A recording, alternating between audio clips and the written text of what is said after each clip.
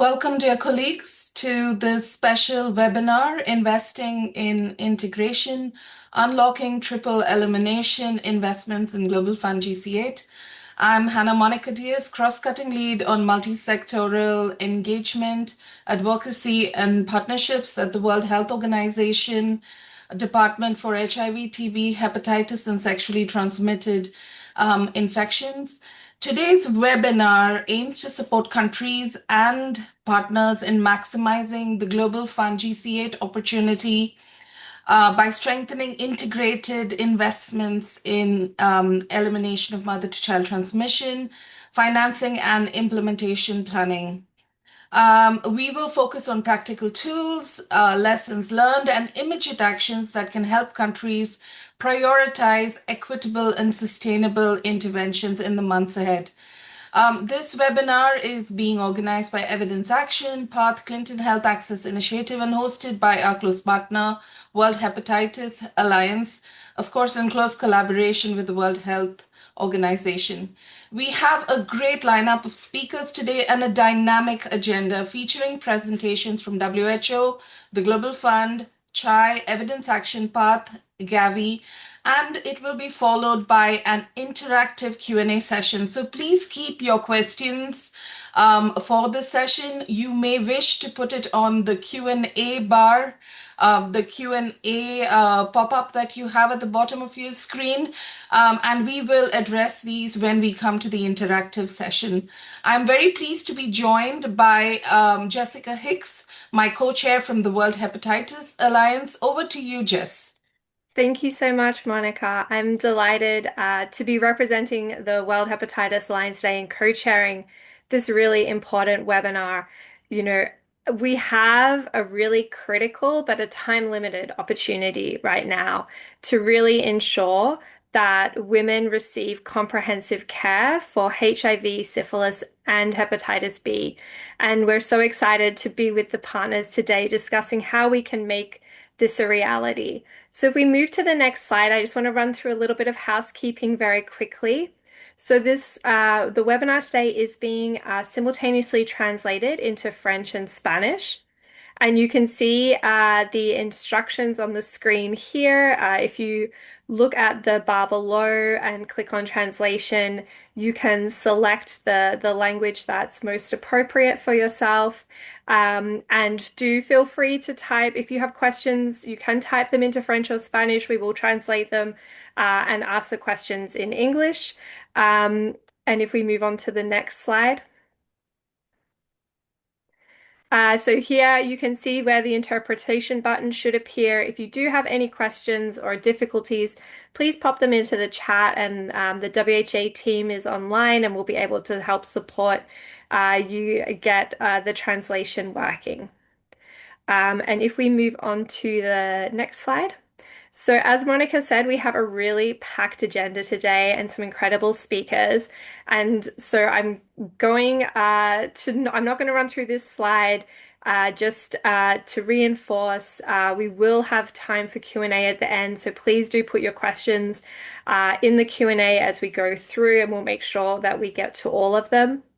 And so I'll hand back to Monica to introduce our first speaker for today.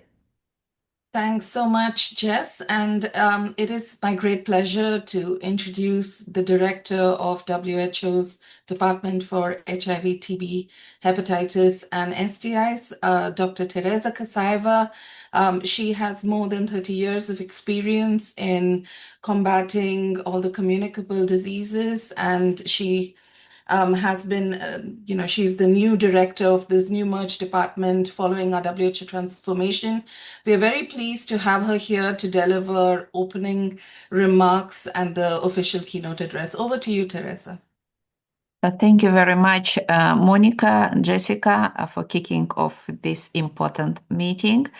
Dear colleagues, partners, and friends, it's a pleasure to join you today as we come together around one of the most transformative and measurable public health achievements of our time, the elimination of vertical transmission or mother-to-child transmission of HIV, syphilis, and hepatitis B. Today's discussion is also especially timely as we consider how to fully seize the opportunities presented by the Global Fund grant cycle 8 to accelerate this agenda. As you know, over the past 2 decades, the global community has shown that eliminating vertical transmission of HIV and syphilis is not only possible, it is achievable and sustainable when countries combine high coverage, quality services, and strong commitments. We have seen countries across regions reach WHO validation milestones, ensuring children are born free from infection and mothers receive the care they deserve. Just a little bit background. WHO has launched the global EMTCT validation framework in 2014, and this approach has continued to evolve, including its expansion in 2021 to incorporate hepatitis B within the triple elimination agenda.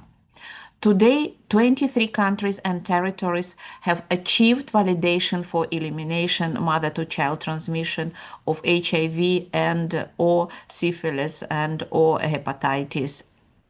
And in a landmark achievement, the Maldives became the first country in the world to attain triple elimination of HIV, syphilis, and hepatitis B. For high burden settings, WHO also established the path to elimination to recognize exceptional progress even where achieving full validation remained constrained by epidemiology, by size of the country, or by other major problems. Botswana has now advanced to the goal tie on the path to elimination of mother-to-child transmission of HIV. It's another great example.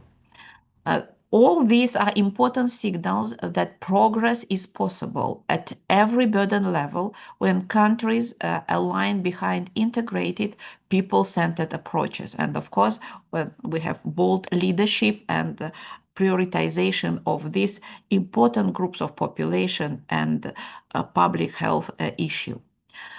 Yet, despite this progress, we must acknowledge still a sobering reality. Each year, far too many children are still born with preventable infections. Gaps persist in antenatal care, testing, treatment, and follow-up. And inequities, particularly affecting vulnerable and underserved populations, continue to undermine our collective progress and efforts. This is precisely why EMTCT remains a strategic priority, not only as a disease-specific intervention, but as a flagship indicator of health system performance, equity, and integration. EMTCT sits at the intersection of multiple global commitments. It is central to achieving SDG 3, including targets on ending AIDS, reducing maternal mortality, and preventing newborn death. It is embedded within the global health sector strategies, emphasizing integrated people-centered services delivery. And it reflects our shared vision on leaving no mother, no child, and no one behind. But importantly, EMTCT is also one of the clearest examples of how integration works in practice. It's very popular. Everyone is talking about integration, but this is a real case. This could be considered or called also low-hanging fruit. Through a single platform, antenatal care, we can deliver HIV, syphilis, and hepatitis B testing, timely treatment and prevention, safe delivery, and the follow-up care that protect infants and support families. This brings me to the point on opportunity before us with the Global Fund grant cycle 8. GC8 comes at a pivotal moment. Resources are constraints, we all know this, but the imperative and the opportunity is to deliver more impact through smarter and more integrated approaches. WHO published a framework and guidance for planning EMTCT at the country level in 2025. EMTCT is a strong example, as I've told, of integration aligned also with the Global Fund strategic shifts, supporting antiretroviral treatment for pregnant and breastfeeding women living with HIV to achieve a vital suppression, early testing for HIV, syphilis, and hepatitis B, and care for HIV-exposed infants, including early infant diagnosis and follow-up. As countries prepare the GC8 funding requests, we have a critical opportunity to reposition EMTCT as a strategic cross-cutting investments with benefit that extend well beyond a single program. WHO's validation framework is clear. Success depends on four foundational components. They are program quality, data and surveillance, laboratory systems, and all the aspects related to human rights, gender equality, and community engagement. This last pillar is especially important. EMTCT validation is one of the few global health processes that explicitly assesses whether progress is being achieved in a way that protects rights, advances equity, and meaningfully engages community. So our call to action for GC8 is practical and focused. We should integrate EMTCT fully within primary health care and maternal and child services and platforms, prioritize dual and triple testing approaches where appropriate, ensure universal coverage of antenatal screening and timely treatment, strengthen data systems and validation pathway, of course, mobilize domestic and international resources for sustainability, and do all of this with equity and communities at the center. We have the tools, we have the evidence, and through GC8, we have a renewed opportunity to accelerate progress. If we act decisively by integrating EMTCT in the broader health systems, prioritizing impact and focusing on the most in need, we can move closer to a world where every child is born free of HIV, syphilis, and hepatitis B, and every mother receives the care, dignity, and respect she deserves. We hope today's discussion will strengthen our collaboration, promote and share further learning and knowledge based on the latest evidence, and reinforce our collective determination to move together towards elimination of vitally important diseases, HIV, hepatitis B, and syphilis. Thank you very much for your dedication, for prioritization this agenda item, and wish you fruitful discussions. Thank you very much. Thank you very much, Teresa, for your very inspiring opening remarks on the importance of triple elimination and why the moment is right, especially now with the linkages to the Global Fund GC8 application process. Very much appreciate your opening this important webinar. Okay, now many thanks we have over 185 people joining us today. So it looks like it's going to be a rich webinar. Let's dive into the agenda. And first up, I'm very pleased to introduce my colleague from the WHO Department for HIV, TB, Hepatitis, and STIs.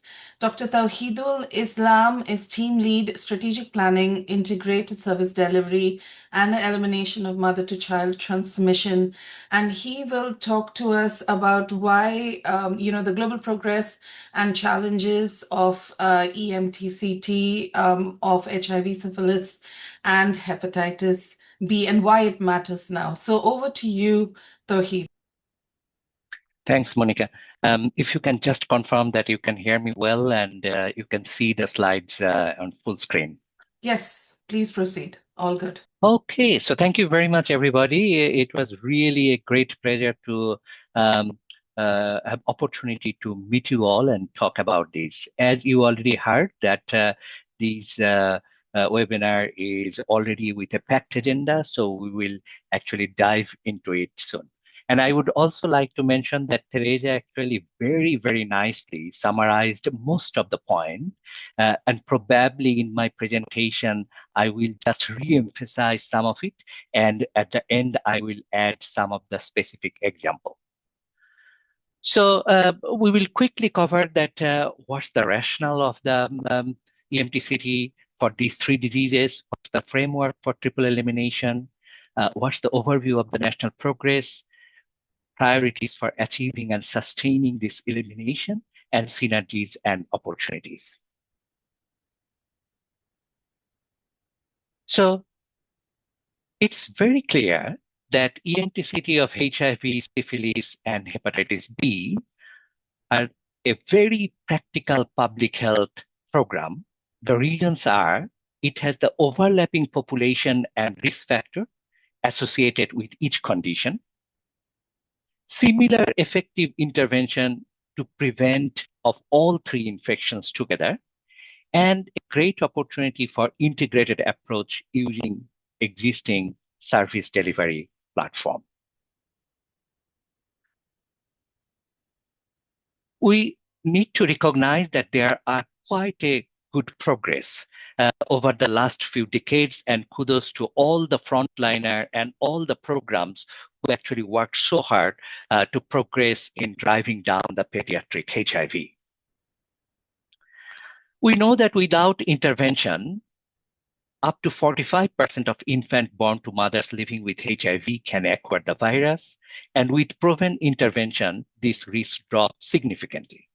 Globally, the number of infants infected with HIV has declined from over 300,000 in 2010 to 120,000 in 2024.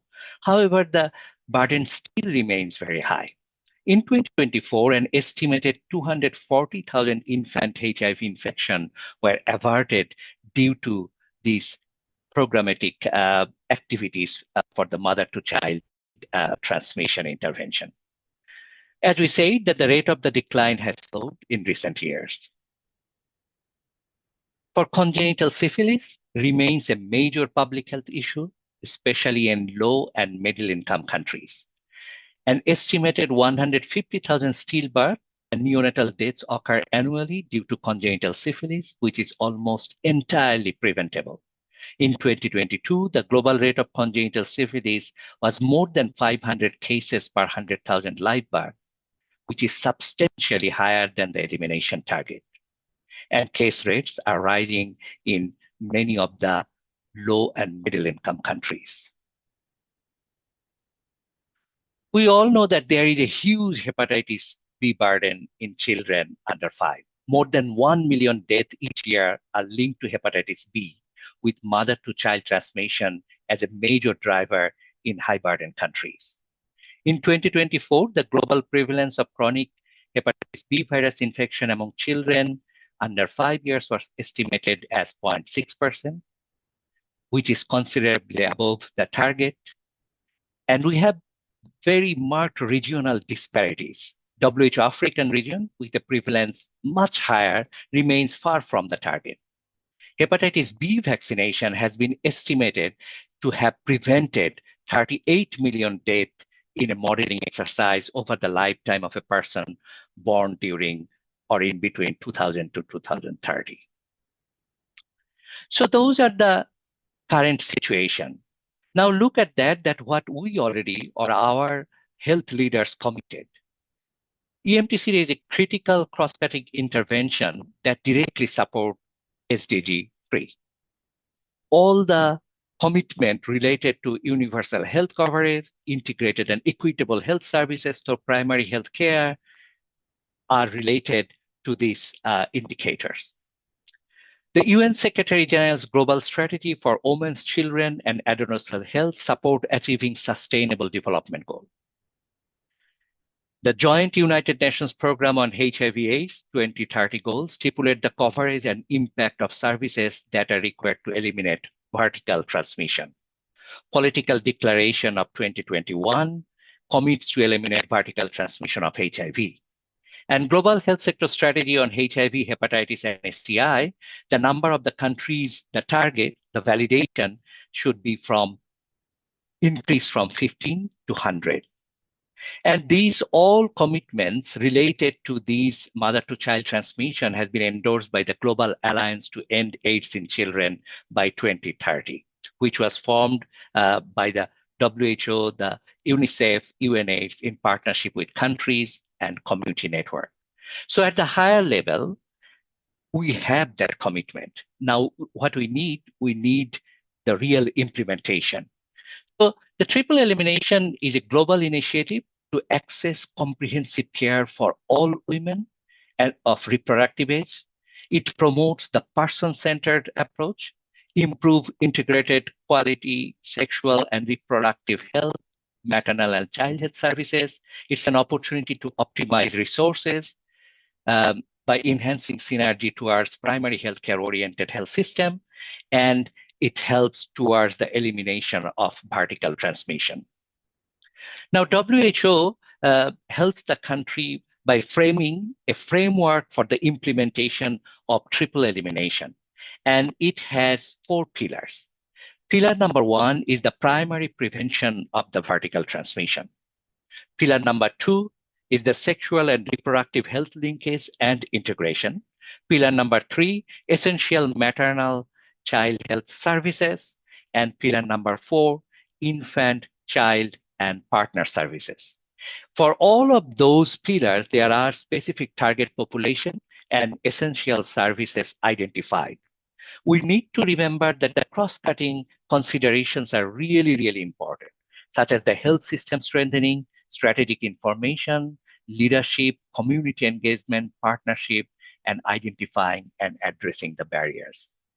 And these triple elimination services are throughout the life course. It started from the reproductive years, then to the pregnancy, and then to the postpartum period. So WHO provides the guidance, and WHO establishes normative guidance for services that integrates HIV, syphilis, and hepatitis B prevention, testing, and treatment within maternal, newborn, and child health program. It promotes the country-led institutionalization of the package, assuring access to new diagnostic tools such as the dual test, HBsAg, HBeAg, a BDNA test, triple test, and birth dose vaccine, and appropriate treatment. WHO also assists in advocacy and facilitation of the unique model of care tailored to the country and regional need. With all those experience, in 2025, WHO launched the guidance for planning triple elimination at the country level, which you can see at the right side of the slide. Now let's come into the elimination target. We know that these targets we need to achieve, and some of those targets we can, the impact targets, and some of those targets are programmatic targets. I will not go through all the targets. I'm sure that all of you are aware, and we will be sharing these slides with you. As Teresa mentioned, that the countries who may not be able to aim the elimination because of the various regions, such as the large and populous countries, high burden context, the path to elimination is an aim to recognize a strong program with substantial progress. So path to elimination takes us towards the real elimination pathway. We also mentioned that for validation of the elimination, there are major 4 foundational areas, and Teresa mentioned it. We would like to re-emphasize again. Those are the program and services, laboratory network and quality, data quality and surveillance system, human rights, gender, and community engagement. And we are very happy to announce that this is the only one elimination which highlights the human rights, gender equity, and community engagement in its validation process. Now we know that the validation process has 3 layers. It starts with the National Validation Committee. Then the National Validation Committee submits it or moves to the Regional Validation Committee, and then the Global Validation Advisory Committee review and decide. WHO work as a secretariat, we obviously in collaboration with the other technical partners, UNAIDS, UNICEF, UNFPA, and IOM, and all the civil society organizations, expert, and the country programs get benefit from this validation process. There are quite a progress, and Teresa mentioned it, that 23 countries have achieved single or dual validation, including the path to elimination. And also only one country has achieved the elimination, which is the triple elimination, all three together, which is Maldives. But it's very good to see that over 60 countries in all 6 WHO regions have expressed interest in implementation and validation of the triple elimination. Countries applying for validation are reviewed by the WHO's independent Global Validation Advisory Committee, which advises WHO, and country support is provided to facilitate integration and implementation of the triple elimination. These we will not go through, but the numbers we mentioned. So these are the countries, and we mentioned that one of the major achievement of the Maldives, which received the certificate for the triple elimination, and also we would like to recognize that Botswana achieved the gold tier. Both happened in 2025. With the experience of these 23 countries, we can see that where are the gaps and where are the opportunities. We see that the gaps are in leadership, coordination, and accountability. We see the gaps are in policy alignment and integration. Gaps are in coverage, quality, and health system enablers, data monitoring and validation, and there are gaps in equity, community, engagement, and sustainability. But these gaps we need to see as the more, not as the weakness, but as the opportunities where we need to work on. So this is my last 2 slides, that we all know that the Global Fund is having this strategic shift. And one of the strategic shift is the integration, community system and financing, program prioritization, and setting towards transition. So we can see the clear synergies here. We can see the integration in EMTCT, value for money, equity focused, sustainability, innovation, and system strengthening. I'm sure that my next colleague will be focusing on that. There are clear opportunities in the Global Fund where the GC8 application can prioritize in the prevention of vertical transmission and in the various interventions such as the sexual and reproductive health services, integrated testing, and integrated management of the common co-infections. We would like to end my presentation by calling what exactly Teresa said, that let's join our effort for a world where every child is born free of HIV, syphilis, and hepatitis B, and every mother receives the care, dignity, and respect she deserves. Thank you very much.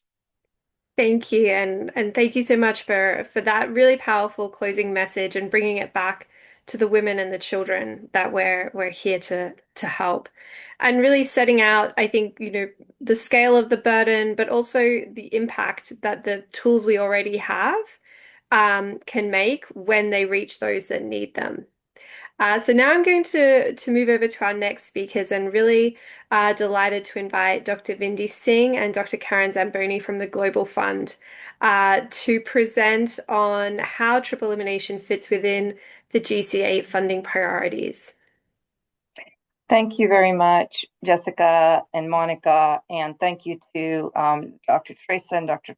Tauhid for the excellent presentation so far, and Dr. Tauhid for sharing some of what I'll present, but I will discuss it in a slightly different way. As you know, I'm Vindi Singh. I'm the one of the senior HIV advisors at the Global Fund in the HIV team. I lead on triple elimination for our team. I will be speaking to you about the guidance that we have shared on our website and in webinars, etc., for the GC8 application process, and my colleague, Dr. Karen Zamboni, will speak to the MNCH integration component from our RSSH team. Next slide. As we've shared, there are some significant strategic shifts for GC8, as this was already shared by Dr. Tawhid. But the main message is that we are in a very challenging time, as we all know, with reduced global funding across the board and shifts in the partner landscape and retained 2030 goals of ending AIDS by 2030 and the triple elimination goals of eliminating the transmission of these three infections. So it is really important now more than ever that we invest in interventions that have impact, and integration is of course part of that, and that are sustainable, tailored to the country context, and aligned to, from the Global Fund perspective, to our overarching strategic shifts. The prioritization guidance is on our website. The link is in this slide. We've added it in a couple places. And it's really important to look at efficiency and optimization and trade-offs, funding gaps, and also, looking at the overall domestic resource picture in terms of, where the Global Fund investment is most impactful and most needed. Aligned to our strategic shifts, particularly the ones that have been marked in red on this slide, around program prioritization, which includes the market shaping, introducing new innovations so that we can actually reach our goals in a more efficient way, accelerating integration, which we'll be talking about more, including in community systems. Next slide. You may notice that we now have two main documents in terms of our guidance. We have the modular framework, which you are familiar with, and we have prioritization guidance. That replaces the information notes that we've had in the past. And in these documents, you will also see that the key programmatic areas for GC8 have not changed. In GC7, we shifted from a PMTCT module to a triple elimination module, or what we called elimination of vertical transmission of HIV, syphilis, and hepatitis B. That was a big change for GC7. That remains a priority in GC8. Next slide. You will see there's a reduced list of across the board. There's some shifts in the prevention sections in terms of how the program, how the document is organized, but the content is essentially retained. Next slide. And as we've mentioned, we collectively are still aiming to end AIDS as a public health threat by 2030. Next slide. The previous slide. So our priorities are this is a slide from the prioritization guidance, which is on the website.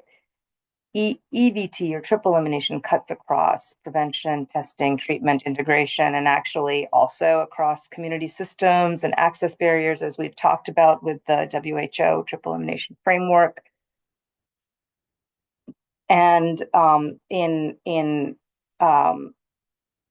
go into that a little bit more, but as has been mentioned by Dr. Tawhid and Dr. Teresa, the cross-cutting interventions and remain an important priority. Next slide. Within our program essentials, which provide a framework for prioritizing the specific interventions, vertical transmission prevention is highlighted across the gamut of activities that we have discussed, from testing, treatment, and care for the infants and the mother. Next slide. The module has 5 interventions. So when the applications are being developed, there are in the budget categories include a broad scope of activities, including HIV testing, dual test, triple test, as that becomes available, and encouragement to consider the health product innovations and optimize service delivery. And prevention is another budget category or intervention. And that includes broader prevention, but also LEN prep. And we are aligned with the WHO guidance and encouraging adoption of the WHO recommendations in all of these areas. Next slide.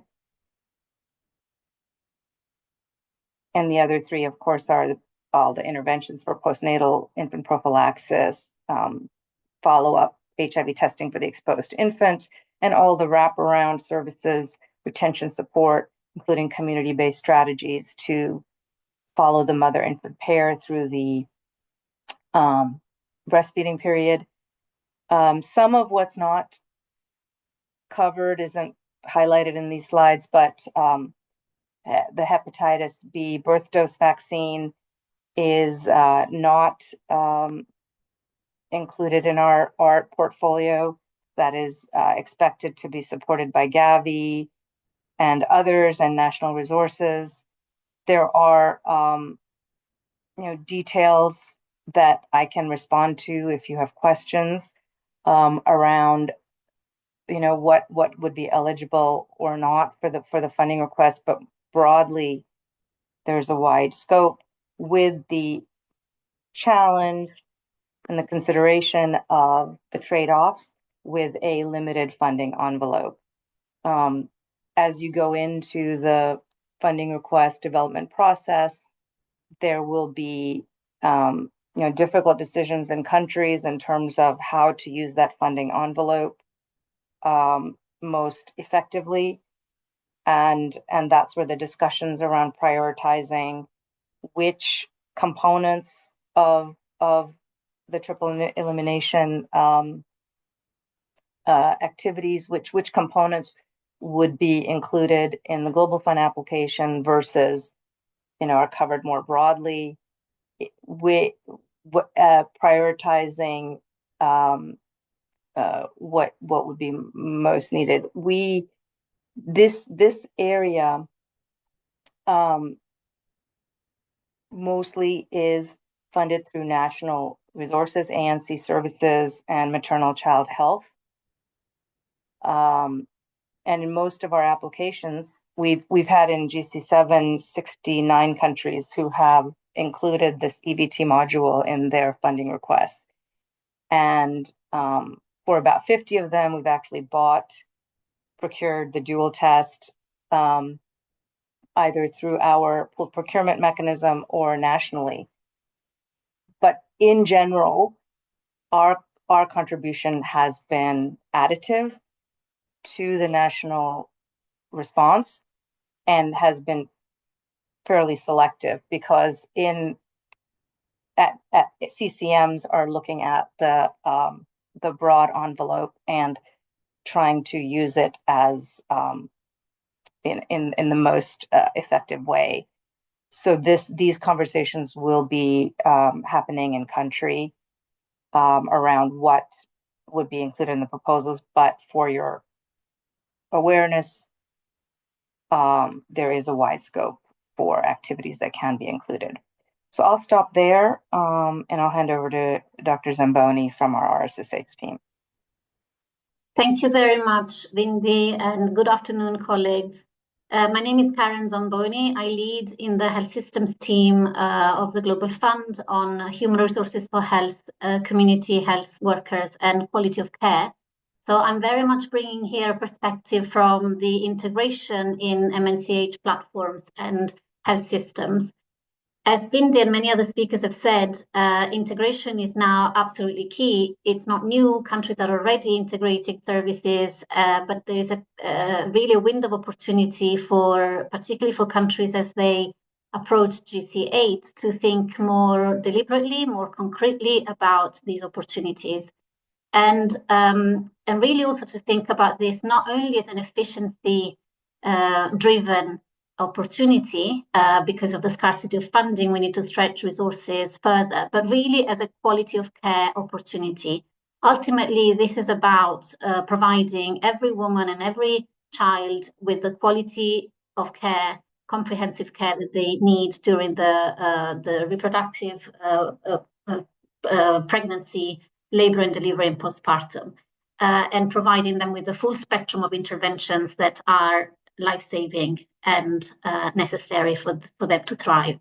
So integration at the level of service delivery can take many forms, and we are absolutely not being prescriptive to countries on how that should be done. Of course, it has to be driven by the epidemiology of infection control, but also by the available opportunities and the strength of systems and priority platforms. The country are absolutely best placed to prioritize. Important also to say that this is not only about the facility-based interventions, but it is about linking facilities and communities very deliberately and very strongly, and also about considering models of care that are perhaps more flexible or more resilient in context, for example, humanitarian settings or conflict-affected settings, or indeed also settings that are affected by climate-related events, where care is actually best provided through mobile services in integrated ways. So really, it's about thinking about how triple elimination can fit in the system for a resilient and sustainable response, which of course will have a lot of implications from many pillars of the health system. Human resources being one, but of course lab systems, information, supply chains, financing, and community as well. Next slide, please.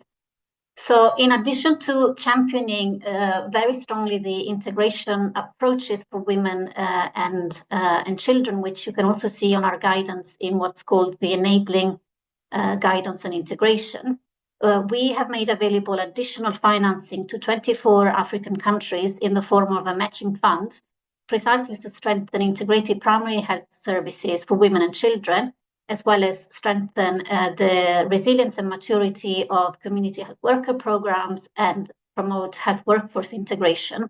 All of these can be relevant to the goal of triple elimination if these interventions are now planned not only from a disease-specific entry, but really positioned as an issue of quality of care for women and their children, and in collaboration with the maternal and newborn child health programs or family health programs, or whichever structures countries will have to essentially drive primary health care integration.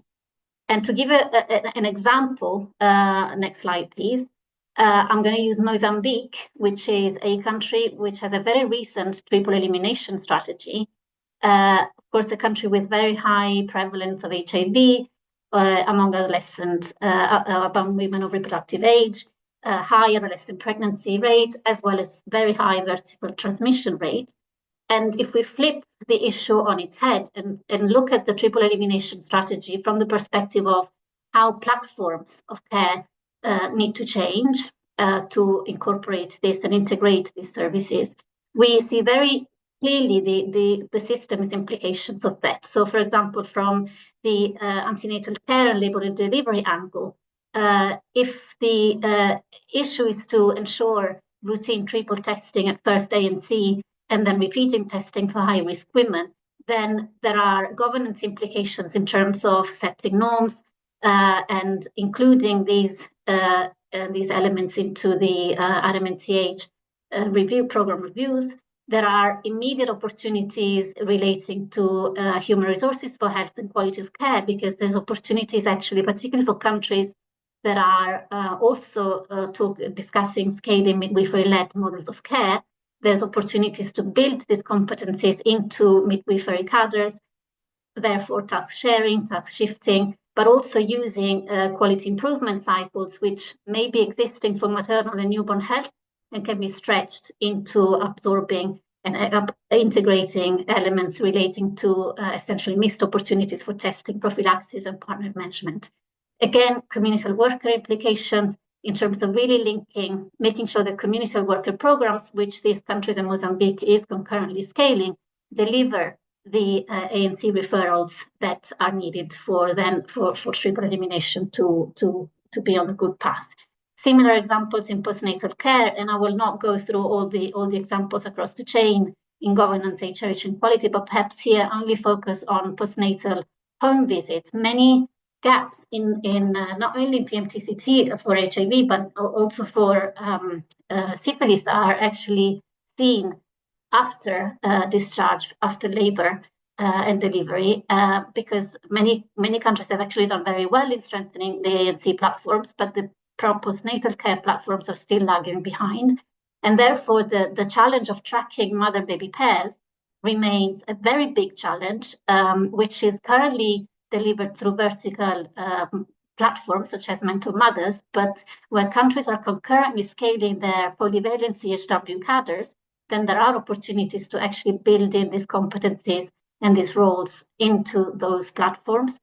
Of course, with the necessary changes also in data systems and supervision systems that support that quality of care.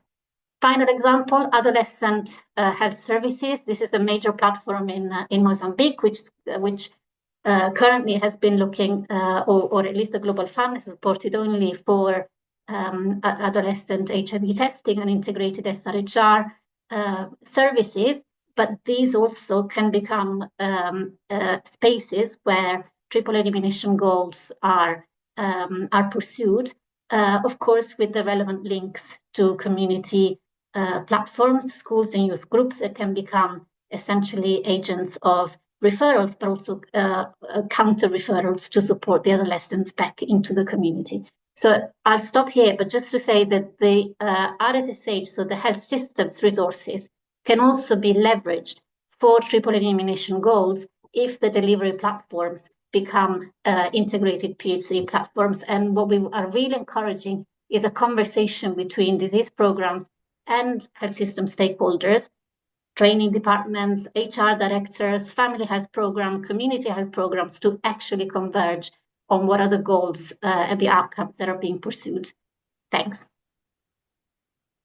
Thanks so much for that very comprehensive and informative presentation. Many thanks to both of you, to Vindy and Karen. There are already a lot of questions on the chat as well as the Q&A on this topic. So urging everyone to please put your questions mainly in the Q&A function so that we can respond to it online as well as take it during the Q&A session. But thanks again, Vindy and Karen. Let's now move to the next presentation. We have a very packed agenda. We're very pleased to have with us Oriel Fernandez and Ashley Kalarakal, who will share an overview of the resource toolkit on EVT in GC8, including a deep dive into triple testing considerations and a decision-making tool. Over to you, Oriel. Thanks so much, Monica. Can I just ensure I'm audible? Yes, audible, and your slides are on. Thank you. Great, thank you. A huge thank you to WHA for hosting this webinar. Just to say, we're very pleased to co-organize this important discussion alongside WHA and other partners. Could I have the next slide, please? Yeah, so before I speak to some of the resources we've developed, I just want to quickly look back at progress. that's been made over the recent years. And firstly, just want to recognize the huge efforts from and thank the WHO and Global Fund teams who have been very responsive to a changing global health landscape, and clearly from the previous presentations have steadily evolved policies and championed more integrated approaches. And as you can see from the content on the right-hand side of this slide, with evolving global fund policy and GC7, we saw countries increasingly starting to integrate more hepatitis B PMTCT interventions within existing HIV and syphilis PMTCT approaches. And this catalytic support from the Global Fund, I think, really helped lay foundations over the last few years for triple elimination programs that countries and other donors are now building upon. CHI was very grateful to play a role in helping countries interpret this policy and engage stakeholders to shape practical asks for GC7. And I think a key learning from this process was that even though policies exist, they don't naturally just translate into more funding. And country stakeholders, especially those who are not so involved in global fund processes, often need help translating these policies into specific defensible applications. And I think looking forward now for GC8, that's more important in the current operating environment, where because of declines in funding, countries really have the hard task of having to do more and do some more rigorous prioritization. And, this is why CHI and partners have coordinated together to develop a range of practical resources to help stakeholders navigate this process for this grant cycle and specifically now for EBT. Could I have the next slide, please? Yeah, so building off our efforts in GC7, CHI has developed a new toolkit to support a range of country stakeholders and partners navigating GC8. The toolkit is designed to help users, firstly understand what is eligible for GC8, specifically across 3 areas: viral hepatitis, triple elimination, which is most relevant for this discussion, and harm reduction within HIV programs. And there's also very important context on learnings from GC7 and just context around the current operating environment right now that can help stakeholders sort of navigate this application. The toolkit also includes a set of resources and tools to support users, including tools for strategic framing, country planning tools, costing guidance, amongst others. Could I have the next slide, please? Yeah, so, at the center of this toolkit are practical summaries that help stakeholders quickly identify where GC8 support aligns with various integrated priorities, including EBT. So as an example, on the slide, you can see a snapshot of a summary table that you can access within this toolkit, specifically for pregnant women, breastfeeding women, and infants, that cover, what the Global Fund would support, what the Global Fund prioritization guidance is, and additional financing notes. This is all the information that Vindy just talked to, and overall, we hope that the summary tables like this can act like a quick reference tool for those advocating for EBT within GC8. Could I have the next slide, please? So this is just a snapshot of the list of ready-to-use templates you can access in the toolkit, including templates like a readiness scorecard, country assessment template, and sample advocacy language that can help stakeholders assess things like readiness of a country and make decisions around what to prioritize for relevant interventions for EBT based on country context. It also includes reference tools for decision making. And, unfortunately, we won't have time to deep dive into all of these tools, but I'm going to hand over to my colleague, Ashley, who'll now deep dive into one of the decision making tools on triple testing considerations that we believe is very, very relevant to EBT and in the current context right now. So, Ashley, over to you. Thanks, Oriel. Maybe we can go to the next slide. Great. So listed as a new program essential, as we heard earlier from Vindy, we see some of the strongest language from Global Fund supporting integrated screening of HIV, syphilis, and HBV, listing both the current integrated screening approaches for using dual and single tests, as well as the introduction of triple combination tests now eligible within GC8 priorities. And we currently have one triple test that already has WHO PQ, with several others expected to have PQ over the course of the GC8 implementation period. Now, about a year ago, we knew triple combination tests were on the horizon and that GC8 could potentially be a key opportunity for countries. So we wanted to understand how countries were already thinking about integrated screening and take stock of some of the trends across one, how countries are approaching integrated screening with existing products, what preferences would be for some of these new products, keeping in mind that the currently available and emerging triple tests have very different formats, particularly in terms of sample volume needs and number of lanes. And we also wanted to reflect on what the path to adoption might look like in light of both funding uncertainty and triple test price uncertainty at the time. And we published these takeaways into our integrated ANC screening memo earlier this year. The QR code on the screen should take you to this publication. Now, I won't go through all the takeaways here, but I did want to share what we heard on the approaches to integrated screening, product preferences, and how countries are thinking about product selection, as this really informed how we thought about the triple test considerations in our GC8 toolkit. We can go to the next slide.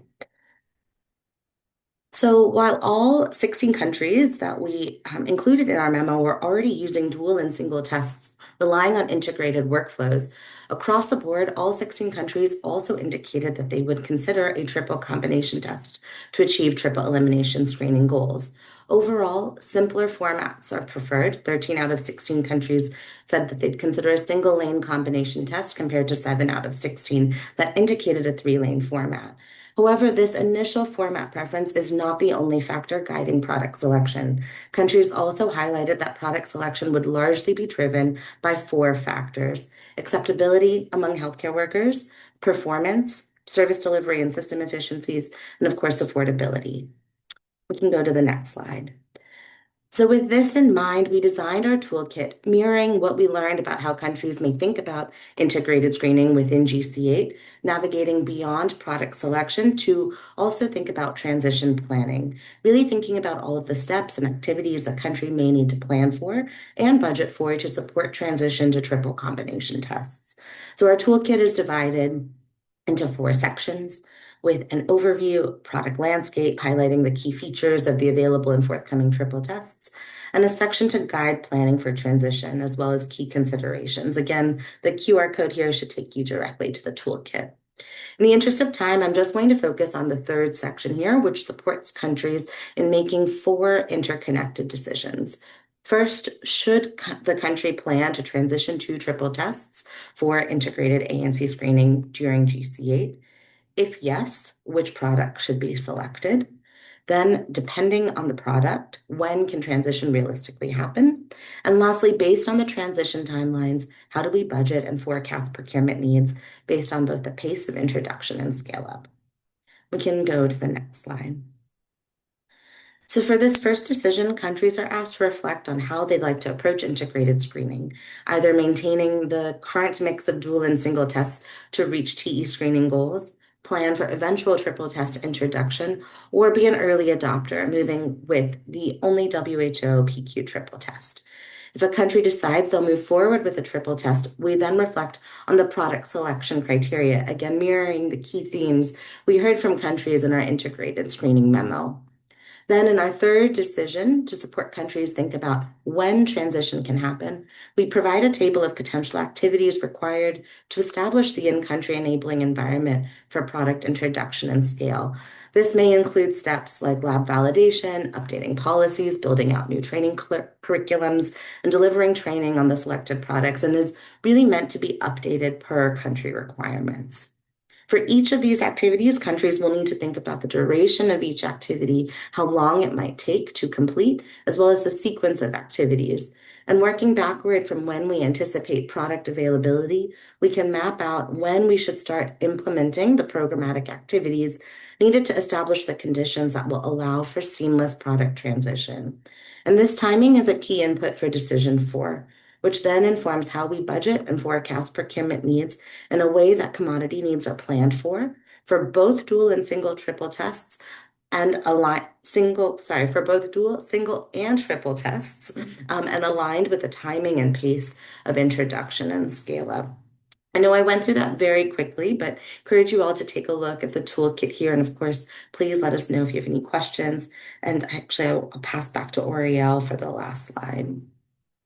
Yeah, I think we're over time, so I think we'll just quickly say, we're already providing a range of support on EBT across several countries. So happy to discuss any questions. It's helpful, but if they are partners or country stakeholders that fall in countries that are not in this footprint, also happy to connect with you and share these resources as well. So thanks so much for giving us the opportunity, and pass back to the chair, Jess. Great. Thanks, Ariel and Ashley. And, this is fantastic tools that you've been developing. And I think the implementation of the triple test really is exciting and has the opportunity for fast scale up, especially of hepatitis B testing, which we know is further behind in antenatal settings. But staying on the topic of tools, I'm now really pleased to invite Sarah Bruce from Evidence Action to discuss some of the tools that they've been developing to support countries as well. Thank you so much, Jessica. Thank you to our partners for making this webinar possible. So the presentations that you've heard today have established the triple elimination framework and EBT as the financing vehicle for getting there. Syphilis is deeply neglected relative to its burden, and it is also essential to achieving the 2030 triple elimination targets. Congenital syphilis causes over 390,000 adverse birth outcomes annually, including 150,000 stillbirths, 70,000 neonatal deaths, 115,000 congenital syphilis cases, and 55,000 preterm births. And this burden is only worsening. Babies born today are 11% more likely to be exposed to congenital syphilis than 8 years ago. What makes this particularly striking is where these outcomes fall. 53% of these adverse outcomes occur in women who attended ANC but were never treated or never tested for syphilis. A further 16% occur in women who tested positive but were not adequately treated. Together, that is nearly 70% of all adverse outcomes occurring inside the existing health system among women already in contact with a provider. Addressing this gap requires acting at the point of care. Next slide, please. The dual HIV syphilis rapid test replaces the single HIV test already in use in most ANC settings. It adds syphilis detection for 4 cents more per test using the same health worker and the same fingerstick type test, and provides results within 20 minutes. The treatment is equally simple. A single BPG injection administered at least 4 weeks before delivery prevents 97% of congenital syphilis cases, 82% of stillbirths, 80% of neonatal deaths, and 64% of preterm births. The cost effectiveness case is also among the strongest of any Global Fund eligible intervention. Antenatal syphilis screening was found to be the most cost-effective among 14 Global Fund eligible interventions in a majority of countries analyzed. In addition, the GC8 HIV prioritization guidance explicitly endorses dual tests as the first-line ANC test. So this toolkit was built for countries wanting to integrate or expand syphilis screening and treatment at scale. Next slide, please. The case for syphilis testing and treatment is clear, but what is often lacking is the practical support to translate that case into compelling funding applications.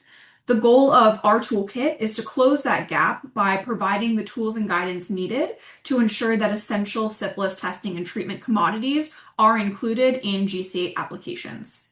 This toolkit is comprised of 4 tools that are designed to work together, but each one can be used as a standalone depending on where a country is in the application process. The user guide is the entry point that explains how the tools relate to each other and where they fit in the timeline. Country teams and consultants can use it to orient themselves before diving into the other tools. The syphilis integration checklist, the quantification and budget calculator, and the impact evidence package are the 3 main working tools. Each one does a specific job in the application process, and I'll walk through each of those in detail on the next few slides. A quick note on triple tests. With the ANC panel entering the market, countries evaluating that option can model triple test procurement alongside the dual test and single hepatitis B test directly in the calculator tool. Our other tools also incorporate triple test guidance for the syphilis components. So countries can evaluate both options against their epidemiology, available products, and budget. Next slide, please. The first tool that we recommend starting with is the syphilis integration checklist. So this tool walks users through the full application timeline and provides a task list with the actions required to ensure that dual or triple tests and BPG are fully incorporated into your GC8 application. It maps where each commodity needs to appear across the different application components. And each action has a checkbox so that users can track what has been completed, a column pointing to tools that can support that action, and a notes field for any country-specific context. There's also a pre-submission section that functions as a final check to make sure that nothing has been missed before the final application is submitted. Next slide, please. The calculator is an Excel-based tool that estimates how much of a commodity a country needs to procure across the 3-year grant period. It covers dual HIV syphilis tests, triple HIV syphilis Hep B tests, BPG, the single HBsAg tests, and TDF prophylaxis. Based on the quantities that it calculates, it then calculates the budget required to cover those commodities. The tool includes a scenario modeling section where countries can see what different funding amounts can afford them in commodity volumes.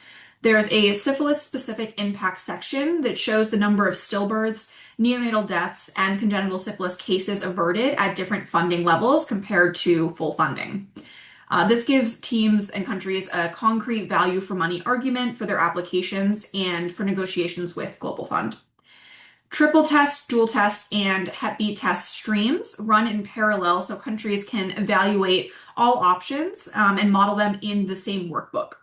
There is also a section for other key populations for countries that are procuring tests and treatment beyond just pregnant women. All pre-populated fields can be edited, so teams can substitute national figures and updated data where available. There will also be a walkthrough video showing users the step-by-step process for using this tool available on our toolkit landing page shortly. Next slide, please.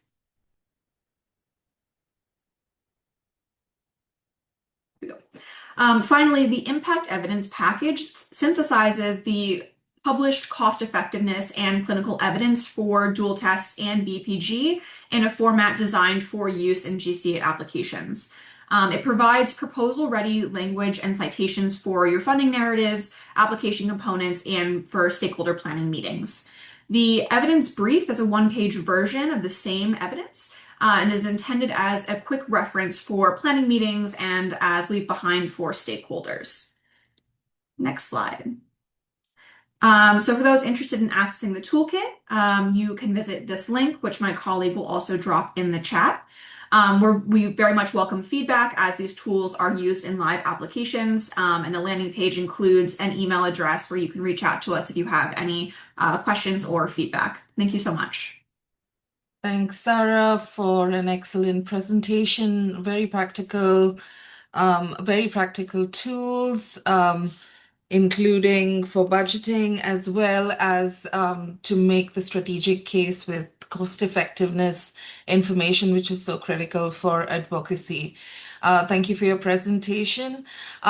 We now turn to the next presenter. We're very pleased to have with us Dr. Catherine Shelley, Deputy Director of Primary Healthcare and Integration at PATH, and she will present to us on integrating EVT across ANC, MNCH, and PHC platforms. Over to you, Catherine.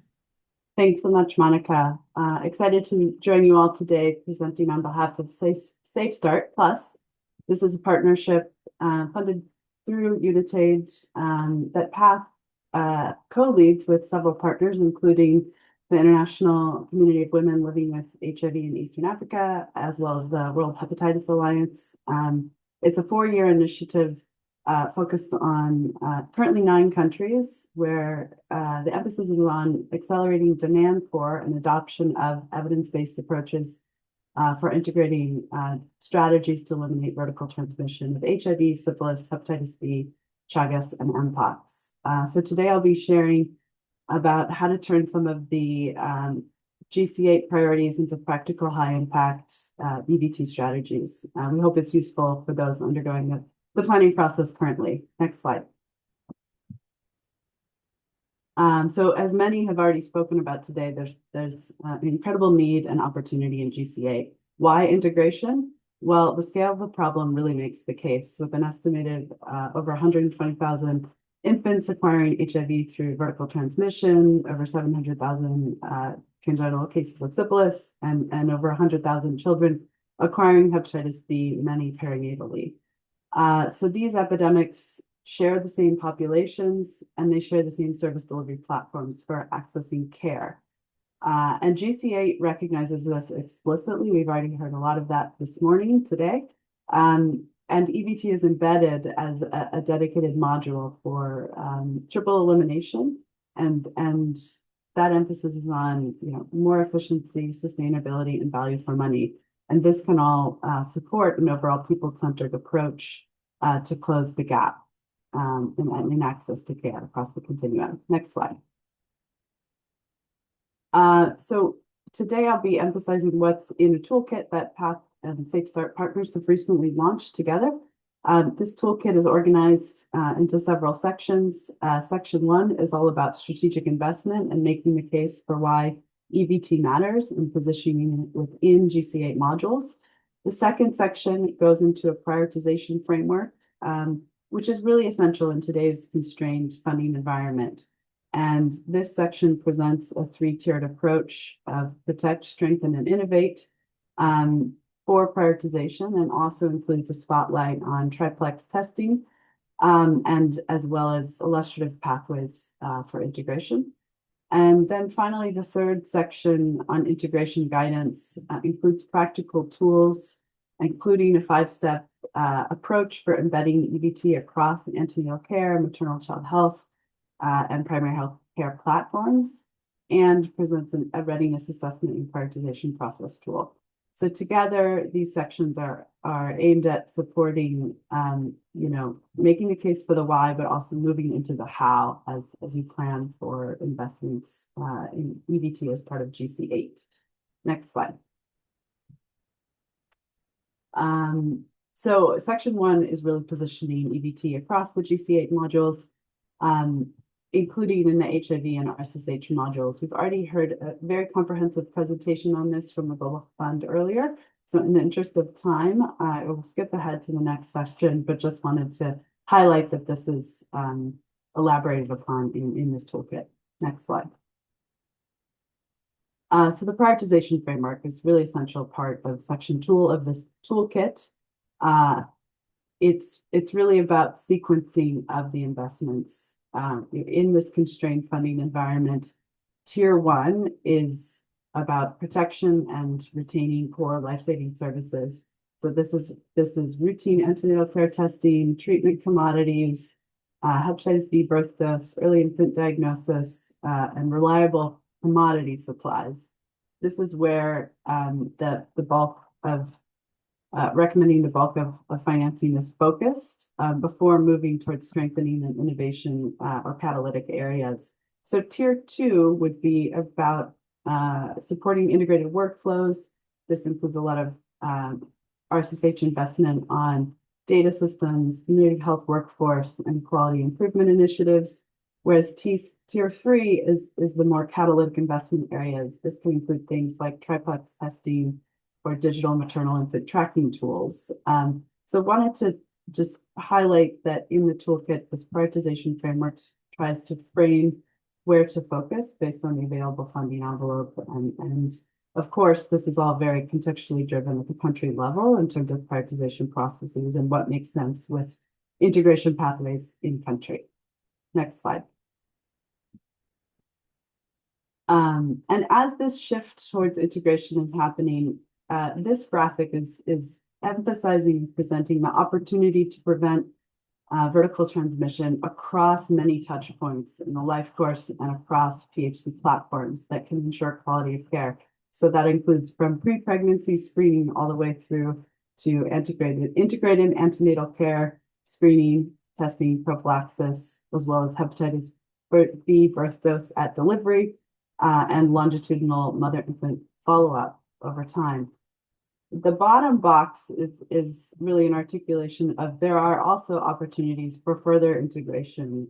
These include things like nutrition, mental health, cancer screening, immunization. And I think just wanted to emphasize that as silos are reducing across programs, across platforms, this is still an opportunity for advancing EBT outcomes through strengthening the whole primary healthcare system and promoting integrated people-centered care. Next slide. The third section of the toolkit offers a practical roadmap for implementation, presenting a 5-step cycle for continuous and that's continuous and iterative. So starting at the top here on national prioritization in step 1, this establishes EBT as a cross-cutting priority and engages communities in the co-design process. Moving to step 2, this is readiness assessment for integration. We've offered a tool called the Rapid tool that helps look at service delivery and elements of health system strengthening and integration pathways therein to really take stock of where the country is at and where to prioritize integration investments and pathways. Step 3 is about producing an implementation roadmap that is costed, time-bound, and has clear accountability lines. Step 4 is around monitoring outcomes. This includes tracking integrated indicators across the continuum. And step 5 closes that loop with iterative improvement using data to adjust, scale, and strengthen. On a practical note, we're also recommending budgeting for readiness assessment upfront and embedding this continuous learning across your GC8 application. Next slide. Just to zoom in for a closer look on the readiness assessment and prioritization tool, this is an Excel-based tool that helps to systematically assess integration readiness across 7 domains listed here. And for GC8 specifically, this type of tool can help pinpoint gaps to inform the proposal process and design to justify integrated budgets across modules and to help drive an implementation roadmap. And also critically can bring in community voices into this process. So we recommend conducting this early and planning to conduct it approximately every annually to support monitoring of integration progress. Next slide. Just to close, I want to end with a few key takeaways around the emphasis of today's webinar on EBT investments having very strong alignment with GC8 priorities and positioning these investments across multiple modules to most effectively leverage the available resources. Protecting EBT services also is essential to advancing integrated life course care through primary healthcare platforms. And so really the anchoring of this across ANC, maternity, PNC, and community platforms. And lastly, budgeting for integration readiness assessment as a way to further plan for and continue to implement and monitor integration over time. The full Safe Start Plus toolkit is available online, linked here, and we'll also put these links in the chat and slides will be shared after. Thanks so much. Great. Thank you so much, Catherine.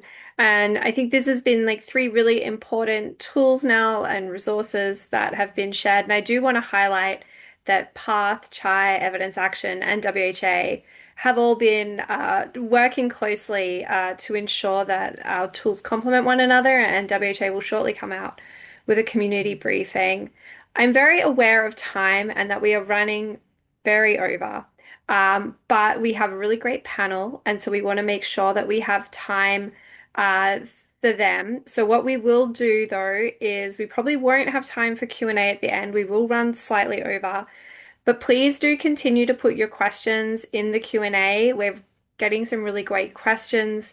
I want to thank the presenters so far for answering, but if I could ask all of our presenters to go in and respond to the questions via the Q&A chat, and multiple people can respond to the same question so that we can make sure that we're answering all the questions that way. But now I'm going to move over to our panel looking at from policy to action. And I think this is really critical. It's how do we take the policy and actually turn this into action? And so, firstly, I'm very pleased to be joined by Dr. Simba Mabaya from Gavi.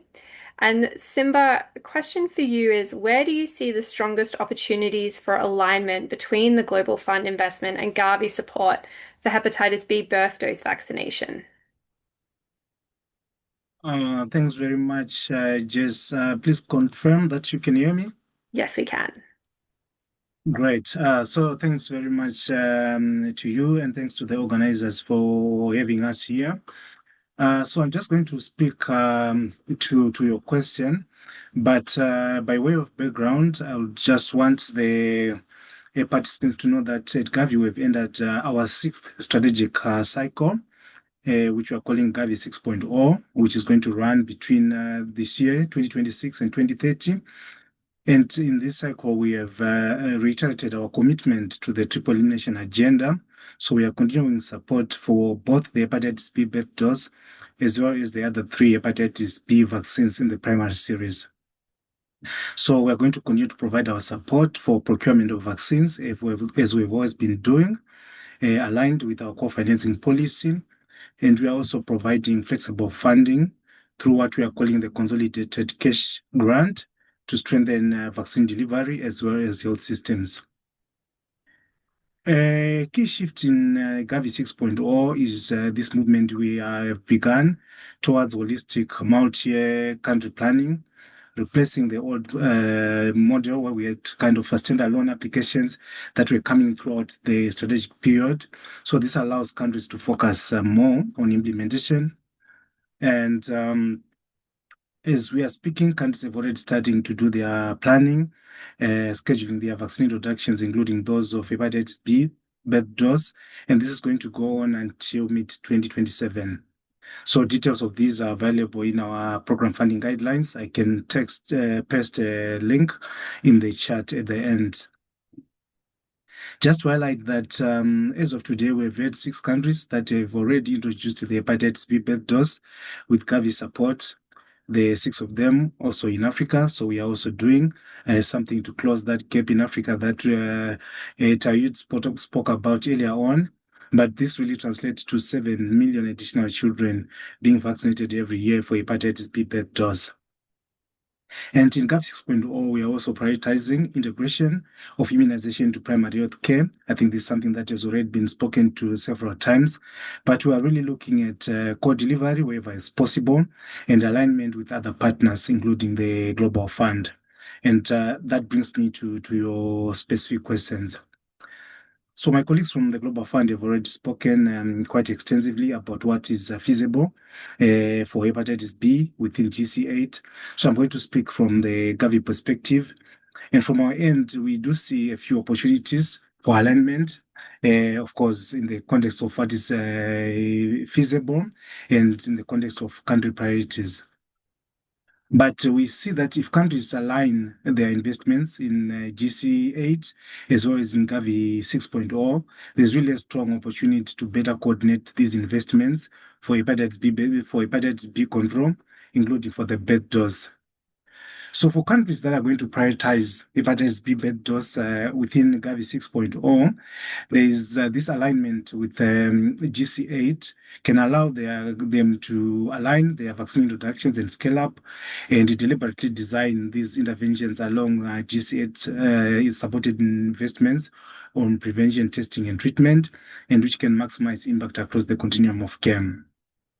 And to maximize this impact, we think that countries should integrate their hepatitis B birth dose vaccine delivery within the broader efforts to strengthen newborn and perinatal health services, focusing on functional maternity health services, reliable birth notification, and strengthening cold chains. This integration has the potential to strengthen program sustainability, which is the ultimate goal for us, while advancing outcomes across all the three diseases, as well as maternal and child health. A key objective of this coordination would be really to promote this complementarity between the investments of the Global Fund and the investments of Gavi, and avoiding duplication and improving efficiency as much as possible. We have had some experience of this collaboration in the delivery of the malaria vaccine, as well as other malaria control interventions, which are supported by the Global Fund. And we know from this experience that there are some things that can work, include if we can promote early joint planning, it can help to strengthen our coordination and improve coherence. So these kind of principles can also be applied across hepatitis B to organize the investments around a shared resource framework for triple elimination. So there are clear opportunities from our perspective to strengthen this alignment through technical engagement and coordinated country dialogue under GC8 as well as Gavi 6.0. So we see that aligning these country national level structures such as the CCM and the interagency coordination committees can help us to ensure that these investments are sequenced in a way that is mutually reinforcing, particularly for service delivery platforms that link immunization and border health systems. Some few reflections on what can be done at the service delivery level for these two investments. We see that there's an opportunity here to create jointly delivery platforms and strengthen delivery platforms for vaccination, for hepatitis B birth dose, as well as other triple elimination interventions. The central principle here for us would be to use these shared delivery platforms rather than creating and running parallel programs and to improve efficiency, coverage, and continuity of care. So what we think is that in practice, this could include Global Fund investments supporting costs for antenatal care, for maternal services, for community follow-up, as we've heard from my colleagues at the Global Fund, while for us from Gavi, we can also focus on the immunization-specific enablers like planning, supply chain readiness, and service integration. We see antenatal care as a key entry point for triple elimination. Whilst we've heard already that Global Fund can support testing and treatment for HIV, for syphilis, and some service for Hep B. We think that these conducts within antenatal care are really important, also to build demand and awareness for the hepatitis B birth dose, and to avoid separate outreach systems. So we see that some of the conducts here for the women in ANC and the delivery and the way the birth dose is given, sometimes just a very few weeks apart. So integration is really particularly important, given also the shared perinatal transmission risks for these three diseases that we are talking about. We also think that children who are receiving the hepatitis B birth dose should be linked to broader maternal and child health services, including HIV and syphilis. So I think that a child who comes for who is accessing the hepatitis B birth dose, the service provider should be able to check whether the child has received infant prophylaxis if it is needed, so that there is this continuity of care across the pathway. I want to reflect a bit on healthcare workers, and particularly midwives, who are really central to this triple elimination effort. And unlike all the other vaccines that Gavi supports, the hepatitis B birth dose is a vaccine that's supposed to be given within the first 24 hours of life. And this means that this is a vaccine that's going to be given by midwives. And we know that midwives are also central to the delivery process, to the infant prophylaxis. And we think that there are opportunities, for example, to integrate training across HIV, syphilis, and hepatitis B. So to have like a single package. So for providing capacity building, so this will reduce implication. It can strengthen the quality of care at birth. It also makes good use of the time for all the healthcare pro workers implicated. Finally, I think that there's also a role for community systems and data systems to play a critical role in this. So if we have coordinated investments in community engagement, follow-up, and health information systems, this can help to improve timely birth dose delivery as well as tracking of outcomes. Regular joint reviews and shared accountability between us as partners and also with the countries will be essential to identify gaps, strengthen implementation, and accelerate progress towards triple elimination. So in a nutshell, that's where we see some opportunities for countries to integrate these, to align our investments from Gavi as well as those for the Global Fund.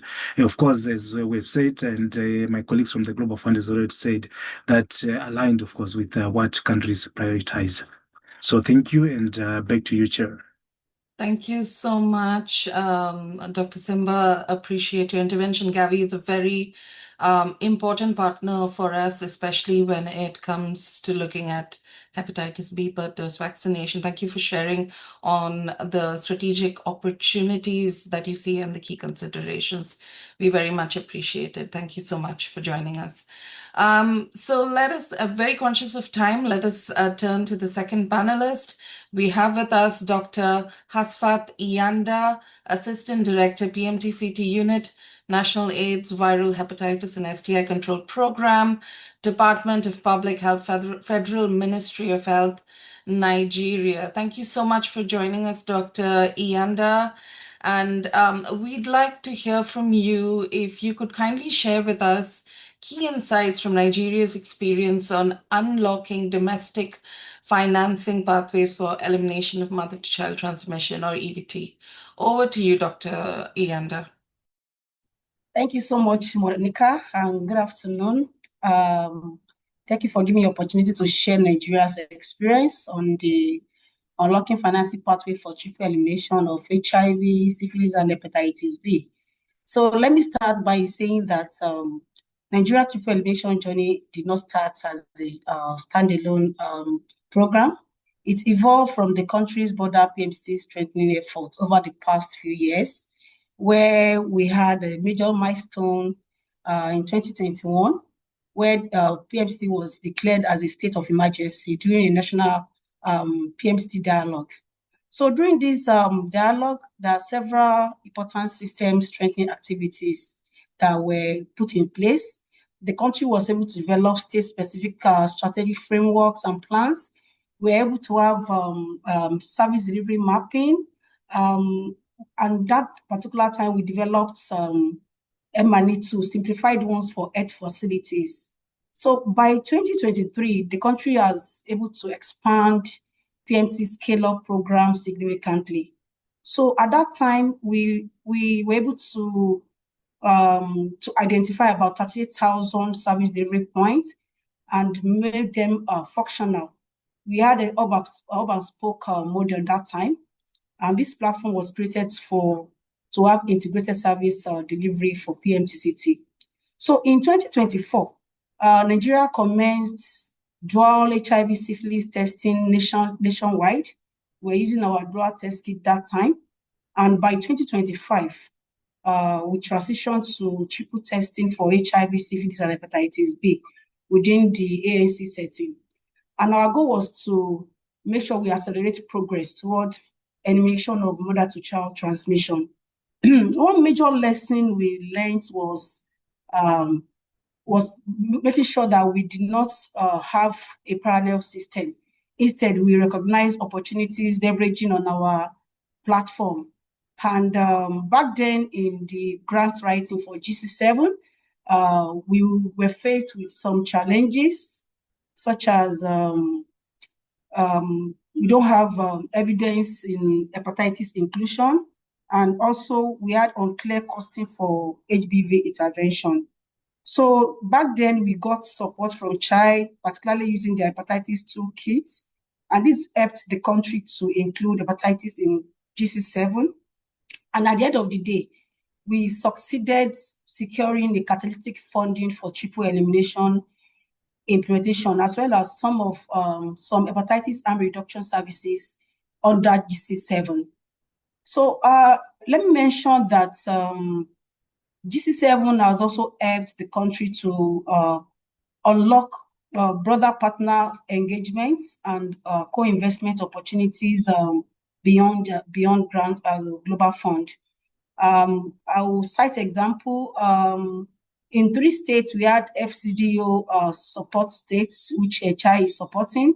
We also had ECPAF supporting implementation in additional states, and also some state governments, such as Nasarawa and Kano, just to mention, they increasingly began to support HBV commodity procurement, which improved largely implementation of triple elimination in those states. So this partnership really helped us to expand implementation and strengthen sustainability for PMTCT in the country.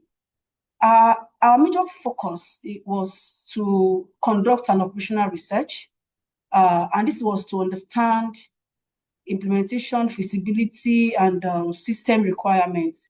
So in that regard, NASCAP, in collaboration with CHI and ECPAF, we commenced an operational research across 9 states. So before then, we had a gap assessment where we conducted this in 11 states in about 66 facilities. And this was to assess readiness for this operational research. We assessed commodity availability, earth workforce, capacity, laboratory system, hepatitis B virus bed dose system in the facility, referrals and leakage system, and of course, M&E readiness. So these findings informed our plan to have this operational research in about 9 states. So let me mention that we are in like 2 months in of our operational research, and the data has been encouraging. So presently, among 2,260 pregnant women that we have tested in, that have attended ANC in the facility, we have about 91% that were tested, screened for the 3 diseases. And some of the insights in this, our operational research, is that our HBV positivity rate is about 4%, which is significantly higher than HIV, which is about just 0.58. Syphilis is just 2.9 because, of course, our syphilis prevalence in the country is just 0.7. And presently, we currently have about 36% uptake of our TDF prophylaxis among the eligible pregnant women across those health facilities. This findings is actually particularly important for us because it shows that HBV is often under-prioritized despite representing a significant burden among pregnant women in the country. I would like to mention some other ways Nigeria has strengthened governance and coordination mechanisms. And these are, we have few. Number one, we were able to have inauguration of expanded PMCT-WG, and that's to strengthen integration in TB, HIV, malaria programs. We also have developed some of our policy documents. We have our framework, we have our implementation plan. This is to guide us in what we are doing. We are going to be doing when we are done with the operational research. We also reviewed our M&E tools to make it simplified. So looking ahead for GC8, we are positioning triple elimination as sustained national priority. We aim to expand integrated ANC screening and treatment services to scale implementation across more states and facilities, and of course, to strengthen our referral system. GC8 is therefore not only being viewed as our financing opportunity. We are leveraging on other opportunities I've mentioned. So beyond donor funding, Nigeria recognizes the sustainability that will depend on stronger domestic ownership, as I've mentioned. So Nigeria already have promising domestic financing model that I mentioned. For example, the state-supported procurement that I mentioned, the co-financing arrangements, the facility-level commodity support mechanism in FCT. And I would like to say this finally, that we are exploring alignment with broader health financing reforms, including primary healthcare strengthening, having initiatives on or improving on our health insurance platform to make sure we cover more pregnant women for PMTCT. Thank you for listening. Great. Thank you so much, Dr. Hafsat, for sharing Nigeria's leadership in this area, and hope that more countries will be following your example of including triple elimination and utilizing the opportunity that GC8 has provided. So now I want to move to our final panelist, Kenneth Kabagambe from the National Organization of People Living with Hepatitis B. Kenneth, I'd love to get your insights on civil society priorities for country dialogue and accountability. Yeah. Thank you so much. Can you confirm you are getting me? Yes, we can hear you. Yeah. Thank you so much to all the panelists and the World Hepatitis Alliance for putting this webinar all together. So from the civil society perspective, I think this webinar provides us with enough tools to use to our country levels to advocate for meaningful integration of triple elimination. We know that we are in a global financing crisis where resources are actually becoming so minimal, and so we see the triple elimination as an innovative way of actually reaching out to the vulnerable children, babies, who we think that this program actually, if meaningfully integrated, will actually prevent infections from the future generations. And so we are well aware that the Global Fund was focusing majorly on HIV, tuberculosis, and malaria, but the inclusion of hepatitis B, to me, is a great opportunity and honor. And I think as civil society organizations, we need now to broaden our scope of advocacy from just disease specific to becoming triple elimination champions, and this will actually give us the opportunity to advocate further. Again, I know that most of the CCMs are heavily dominated by HIV civil society organizations, and this is very understandable again because the Global Fund initially was targeting HIV, tuberculosis, and malaria. But I think now it is time that we started a meaningful conversation with the HIV, syphilis voices, so that we come together and understand the benefits that this integration means to the communities that we serve. And so I think what I can ask for all the panelists on this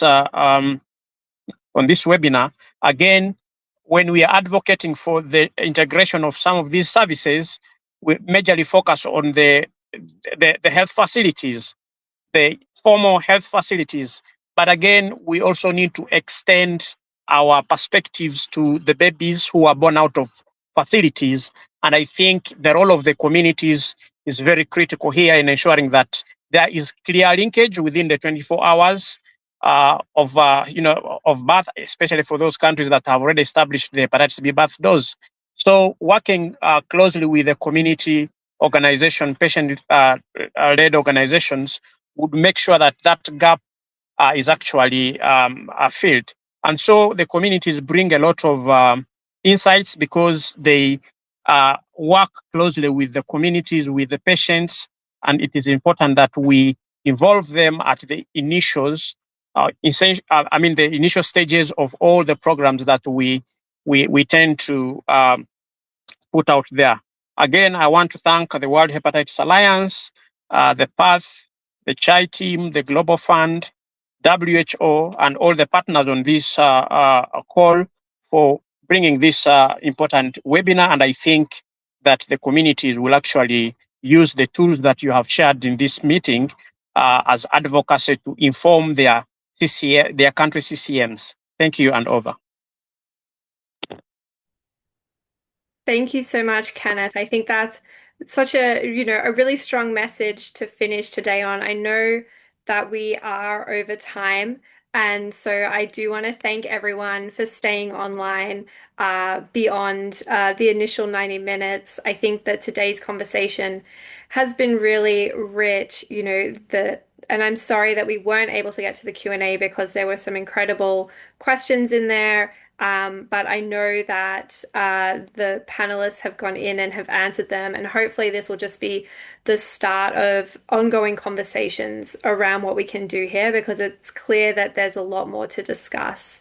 But triple elimination is a transformative intervention and it will ensure that we leave no one behind. And GC8 provides a really important opportunity for countries to fund these interventions.